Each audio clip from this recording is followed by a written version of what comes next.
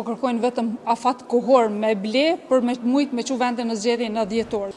Është e vërtet që çdo veprim që mirë tash tutje është antikushtetues. Ne e dim shumë mirë se si shkon procedurat në kuvend dhe nuk është diçka e padijshme për neve si deputet, por dhe për të gjithë ata që janë të informuar rreth kuvendit.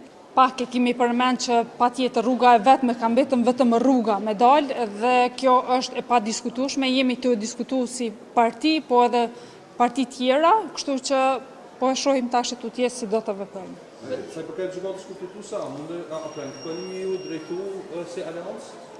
Ne si aleancë nuk e di sa do të kemi mundësi, mirë po parti tjera janë duke shqyrtu, po në bashkëpunim me parti tjera pse jo. Ta shohim se si do të veprojnë tash tutje lëvizja vetëvendosja dhe jemi të gatshëm të dhamë kontributin tonë. Keni një interpretim të juajin se pse po ndodh shkelja e afateve, fillimisht 30 dhjetorshit, pastaj edhe të afatit përcaktuar rregullore, çdo 14 tetor që është maksimumi për me udhëtir vazhdimin e instancës konstitutive.